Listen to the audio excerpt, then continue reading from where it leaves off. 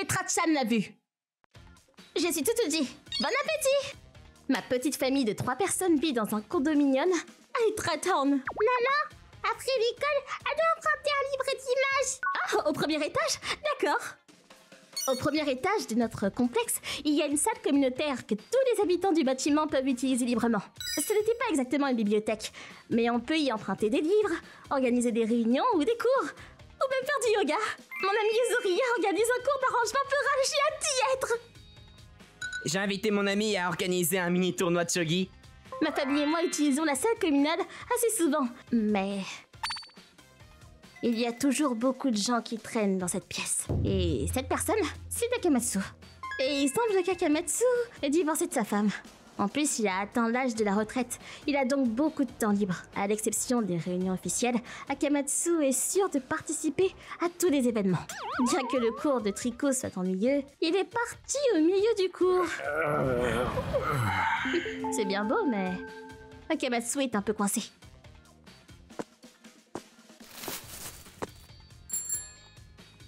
Dégagez du chemin, vite! Ça m'a fait peur! J'étais dangereusement proche de me faire écraser! Ce type de cycliste ennuyeux se fait vraiment remarquer! Il a ignoré le feu rouge. Il déboulait imprudemment dans les rues. Il conduisait à contre-courant de la circulation. Et je l'ai vu ignorer le code de la route. Et ça se reproduit. Ah, cet homme! Un de ces jours, je crains qu'il n'ait un accident. Pour être franc, s'il a lui-même un accident, c'est une chose, mais je préfère qu'il ne blesse pas d'autres personnes à cause de ses actes. Et c'est ce que nous avons toujours pensé, mais un jour... Yuri, alors qu'as-tu fait à la maternelle aujourd'hui? Aujourd'hui, mademoiselle Asami s'est appris à plier des origamis. Ah, c'est super! Essayons aussi de faire des origamis à la maison. Ok.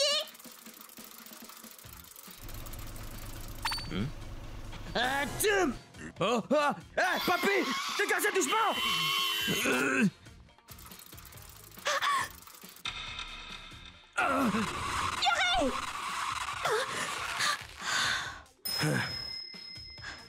Yuri, tu vas bien? Oui. Tu ne penses pas que c'était dangereux? S'il te plaît, fais attention! Oui. Je suis désolé. C'est tout. Si c'était une seconde plus tard, Yuri aurait été blessé. À la fin, Akamatsu a marmonné une excuse et nous sommes rentrés à la maison. Quelques jours plus tard... je n'arrive pas à y croire! Oh, c'est rare de te voir en colère. Eh bien, si mon enfant était dans ce genre de danger, je serais en colère aussi. Ce serait bien qu'il apprenne un peu la leçon et qu'il soit plus prudent. Non, c'est impossible. En parlant de vie hier, j'ai vu Akamatsu traverser la route au feu rouge. C'est un récidiviste? Alors même moi, je m'en suis souvenu. C'est pas possible! Oh, malgré tout ce qui s'est passé, il est toujours là. Mais qu'est-ce que je dois faire? J'ai une idée. Si vous êtes toutes d'accord, vous voulez essayer? Alors, une semaine plus tard? L'événement de l'après-midi d'aujourd'hui est... Qu'est-ce que c'est? Un cours de sécurité routière? Merci à tous de vous être rassemblés aujourd'hui. Amusons-nous en apprenant la sécurité routière. Ok.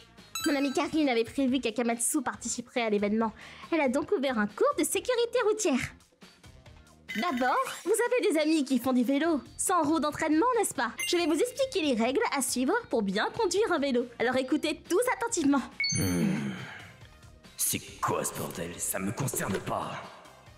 Au fait, si vous ignorez le code de la route, vous risquez de devoir payer une amende, voire d'être emprisonné. C'est quoi emprisonné? C'est quand les gens font de mauvaises choses et que la police vient les mettre en prison. Wow, c'est effrayant. D'abord, je vais donner des exemples de violations des règles. Utilisation du téléphone à vélo, porter des écouteurs ou utiliser un parapluie à vélo, ainsi que le fait de rouler à vélo sans lumière. Ces infractions sont passibles d'une amende de 50 millièmes. Il est également interdit de rouler à deux sur un vélo ou à côte à côte. Oh, je vois. Oh non, je crois que j'ai déjà fait du vélo côte à côte. Oh, c'est pas grave. Fais attention la prochaine fois, d'accord? D'ailleurs, ce qui est le plus dangereux, c'est ignorer les feux de circulation et rouler du mauvais côté de la route. Cette amende s'élèverait à plus de 50 000 yens. On pourrait aller jusqu'à 3 mois de prison. Cependant, ce n'est que si l'accident vous implique vous-même. Ce serait vraiment grave si vous aviez un accident avec une autre personne. Si tu es le seul à être blessé, tu sais que tu es le seul à être en tort et que ça s'arrête là. Mais si quelqu'un d'autre est blessé, c'est une autre histoire. Je vais vous donner un exemple. Pour commencer, vous pourriez être condamné à une amende de 50 millions de yens au titre des réparations. C'est de l'argent que l'on donne aux personnes qui ont été victimes de l'accident. Une fois, un homme d'une 40aine d'années a ignoré le feu rouge et a traversé le carrefour à toute vitesse. Et il est entré en collision avec une femme d'une 30aine d'années qui était en train de traverser la rue. Oh non, cette pauvre madame, alors qu'elle ne faisait que traverser la rue. Eh oui, c'est vrai. Le fautif est l'homme qui n'a pas respecté le feu rouge. Il y a également eu une affaire de 90 millions de yens de réparation. Dans ce cas, il n'y avait pas de passage pour piétons et l'homme a donc traversé la rue en diagonale. Il s'est engagé dans la voie opposée et est entré en collision avec un homme d'une 20aine d'années. Ouah, c'est tellement dangereux. Oui, c'est très dangereux. Mais la triste vérité, c'est qu'il y a des gens proches de vous qui ne respectent pas les règles. Bien sûr, si vous faites quelque chose de mal, vous devrez payer beaucoup d'argent ou être envoyé en prison. Mais surtout, vous exposez votre vie et celle d'autres personnes au danger. Bien sûr, les personnes impliquées dans l'accident, mais je suis sûre que vous pouvez aussi imaginer la tristesse de leur famille. Pour vous et pour les autres, soyons prudents et respectons le code de la route. Compris? Oui, madame. Akamatsu, ce discours a-t-il trouvé un écho chez lui? En fait, mon amie Karine était enseignante à l'école primaire et elle est donc très douée pour parler.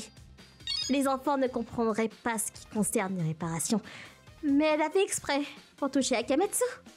Je veux qu'il se préoccupe de la vie des gens plutôt que de l'argent. Un mois plus tard... c'est...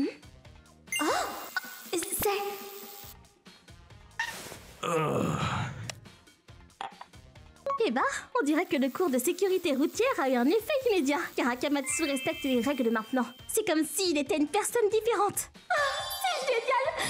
Je suis soulagée! Mais tu sais, le code de la route change avec les générations, pas vrai? Oh, si je deviens vieille, je suis sûre que je serai encore coincée dans mes anciennes façons de penser. Il serait bon d'avoir plus de cours de ce type destinés aux adultes. C'est vrai, ce n'est pas comme si les gens se penchaient eux-mêmes sur les règles. Ah, j'ai compris! Pourquoi ne pas organiser un cours de sécurité routière de temps en temps? Hé! C'est d'accord? Oui, bien sûr! Si nous pouvons réduire la conduite dangereuse, la vie sera un peu plus facile, non? Alors je vais aider moi aussi! Moi aussi! À partir de ce moment-là, nous avons organisé des cours de sécurité routière et le nombre de participants adultes a également augmenté. C'est peut-être à petite échelle, mais je pense qu'il est important que tout le monde prenne l'initiative. Je dois aussi faire attention. Très bien tout le monde! Apprenons les règles de la sécurité routière! Ok. C'était pas comme si les gens faisaient exprès d'enfreindre les règles. Alors je pense que ce serait bien si nous pouvions changer la façon de penser des gens, ne serait-ce qu'un peu. ご視聴いただきありがとうございました。言い方がきつかったりすると、いくら正論やその人を気遣った言葉を言われていたとしても、ムッとしてしまうものです。でも、言われているうちが花と言いましょうか。その人のことが心配だから、注意深く見てくれてるんですもんね。